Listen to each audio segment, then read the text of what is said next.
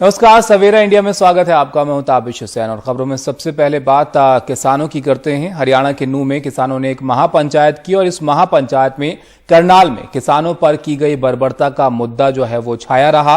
किसान नेताओं ने पुलिस और सरकार के रवैये पर नाराजगी यहां पर जाहिर की। वहीं बीजेपी के भीतर से भी कुछ नेताओं ने इस कार्रवाई की आलोचना की है। ये रिपोर्ट आप देखिए।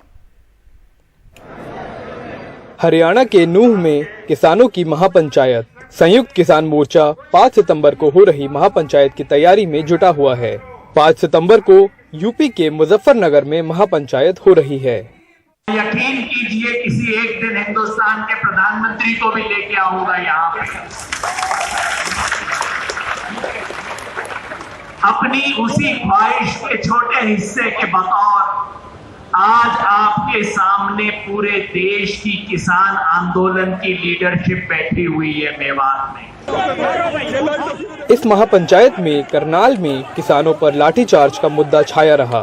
किसानों ने एसडीएम पर कार्रवाई की मांग की है, जिसका एक कथित वीडियो वायरल हो रहा है, जिसमें वो पुलिस वालों को प्रदर्शनकारी किसानों का सिर फोड़ने को कह रहे हैं।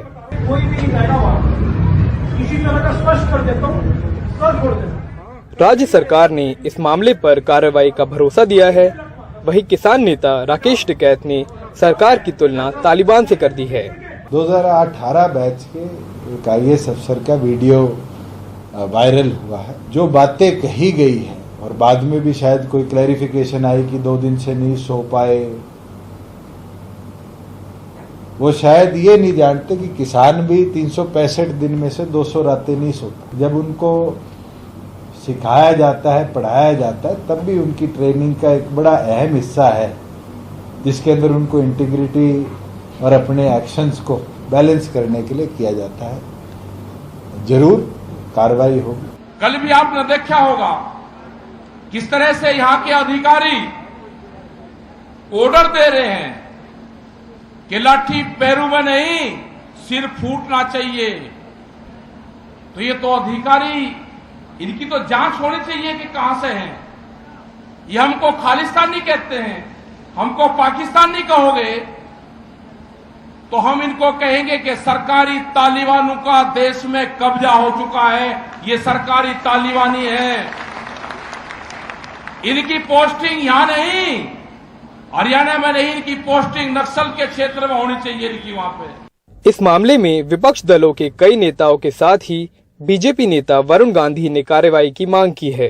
मेघालय के गवर्नर सत्यपाल मलिक ने कहा है कि हरियाणा के मुख्यमंत्री इस पर माफी मांगे। मैं बहुत व्यथित हूँ इसको देख के, और मेरा ये कहना है कि ये अफसर 1 मिनट भी नौकरी में रहने के लायक नहीं है। इसके खिलाफ सख्त से सख्त कार्रवाई अब तक हो जानी चाहिए थी। लिहाजा इमीडिएट एक्शन करना चाहिए चीफ मिनिस्टर को उसके खिलाफ, और किसानों से क्षमा याचना करनी चाहिए। किसानों ने करनाल की घटना के विरोध में दिल्ली अमृतसर हाईवे को दोपहर में 2 घंटों के लिए जाम कर दिया। मोहम्मद गजाली और सौरभ शुक्ला के साथ अक्षय डोंगरे की रिपोर्ट, NDTV इंडिया। अब बात तेजी से बढ़ती महंगाई की करते हैं। पेट्रोल, डीजल और दूसरी घरेलू जरूरतों की चीजों के दाम पहले से ही काफी बढ़े हुए हैं। महंगाई से परेशान जनता पर यह मार खत्म नहीं हो रही है। अब रसोई गैस के साथ CNG और PNG के दाम भी बढ़ गए हैं। कई आम घरों का बजट इस सब के बाद बिगड़ गया है।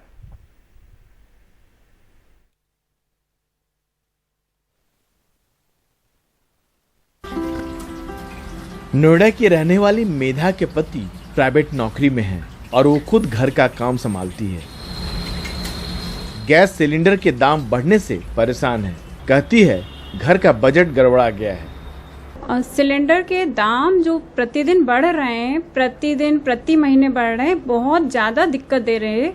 क्योंकि जो सैलरी बढ़ती है, सैलरी तो बढ़ी नहीं रही। पिछले 2 साल से मेरे हस्बैंड की 0 सैलरी बढ़ी है, और महंगाई जो बढ़ी है वो प्रति महीने, मतलब अगर पिछले महीने कोई सिलेंडर 700 रुपये का था तो उसके अगले महीने 900 का हो जाएगा। और महंगाई के कारण से खाना बनाने में या बहुत दिक्कत होती है, सोचना पड़ता है 2 सब्जी की जगह 1 सब्जी बना ली जाए। रसोई गैस के दामों में उछाल से कई परिवारों का रसोई का बजट बिगड़ गया है। पिछले साल जहां दिल्ली में एक सिलेंडर 594 रुपए में मिलता था, अब वो बढ़कर 859 रुपए का हो गया है। सेल दिन पर दिन घटती जा रही है। सरकार का तर्क है अंतर्राष्ट्रीय बाजार में तेल के दाम बढ़ते हैं तब उसे भी गैस का दाम बढ़ाना पड़ता है। तो ये कीमत सरकार द्वारा तय की जाती है टाइम टू टाइम।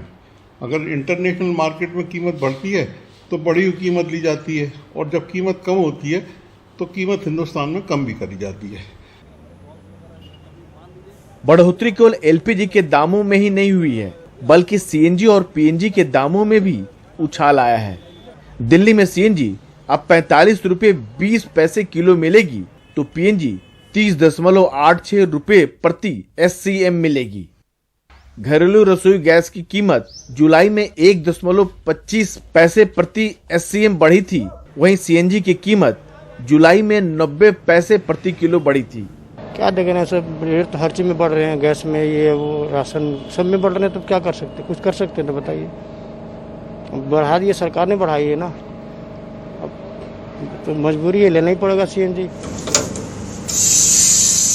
सब महंगाई तो हर एक चीज में ही हो रही है, कौन सी किस्म का कमी नहीं है ये बताइए आप।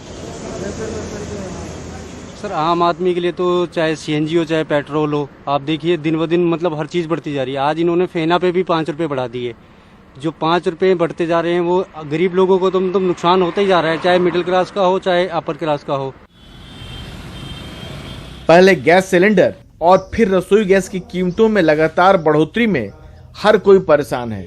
महंगाई के बोझ तले परेशान मिडिल क्लास के लिए गैस की कीमतों में बढ़ोतरी दोहरी मार से कम नहीं।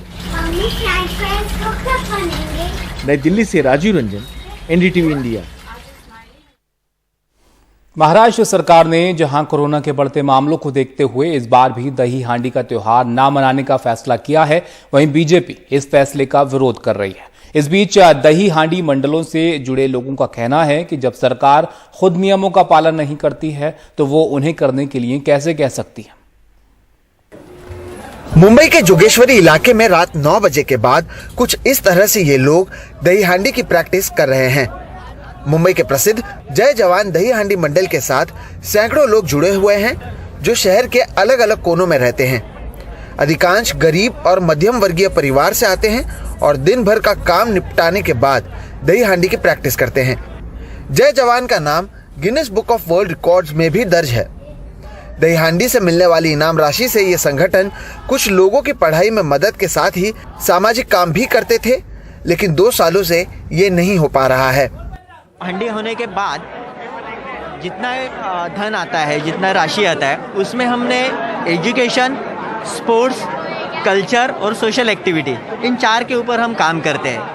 यानी हांडी होने के बाद हम क्या क्या करते हैं, तो रेगुलर हमारा जो है, हमारे हांडी में जितने छोटे बच्चे लोग हैं जो इंटरेस्ट लेते हैं, तो उनका हमने एजुकेशन का खर्चा करते हैं।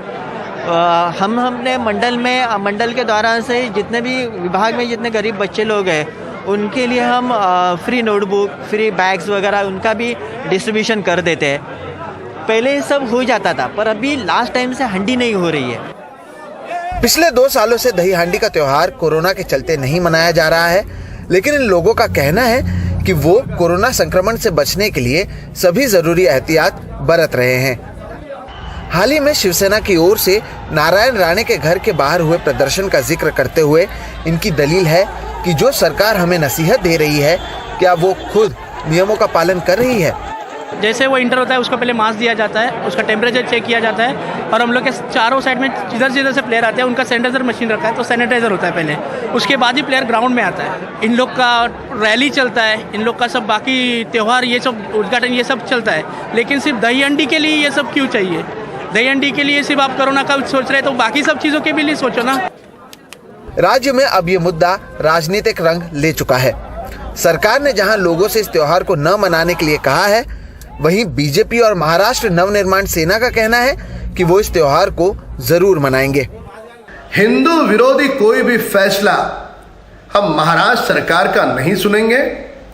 भगवान कृष्ण के जन्म का उत्सव श्री कृष्ण जन्माष्टमी हम धूमधाम से मनाएंगे। जरूर सरकार कोई नियम बना सकती है कोविड को लेकर, हम उन नियमों का पालन करेंगे।